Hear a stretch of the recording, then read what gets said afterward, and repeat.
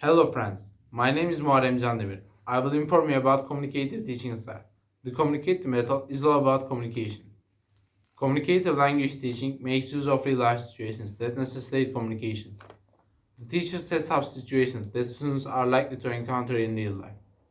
Unlike other methods of language teaching, which rely on repetition and drills, the communicative approach focuses more on spontaneous activities and practice, which provide varied outcomes depending on students' reactions and responses. The real-life simulations differ from day to day, so the students' motivation to learn comes from their desire to communicate in meaningful ways about significant topics. This method is focused upon students being able to communicate in a conscious way, taking into account real-life experiences. C. How we can make the communicative style work for you. Utilize creativity. Utilizing the communicative method comes more than that of any raw system. Device to keep students following the book at all times and memorizing all the materials they can. This method is a way for both teacher and students to get the most out of the classroom experience. Utilize your own creativity to create activities and exercises that would otherwise have your students either moaning or snoring.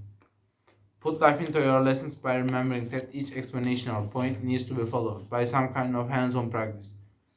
Doing it this way pushes students to display comprehension of the point by participating. It also gives them the opportunity to work out the kinks naturally, and they can begin to formulate their own questions. This method also should facilitate a safe learning environment, where students are comfortable, aspire to speak, and want to participate in activities that strengthen their abilities. Test and drills. You can still incorporate a small amount of drilling and testing. It's good to integrate quizzes and tests, but even those can be created communicatively. Base your tests on real life situations and practical combinations of fill in the blank, multiple choice, true and false, and essay. There are some topics, like irregular past tense verbs, that absolutely need to be drilled. You can create drills that are more like games. Play tic tac toe or for narrow with verbs instead of having them just memorize words. They will need to memorize the verbs, but they also need practice using them in spoken or written English. Find ways to make drills fun and engaging, and students will respond with increased involvement, as well as more highly developed skills. Use games and interactive practice.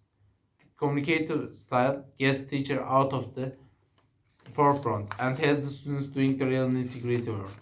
You explain the grammar, you guide the students in understanding, and then you come up with the ideas of how they have fun practicing it. If you moderate, the students should get plenty of floor time and should be the ones speaking most of the time.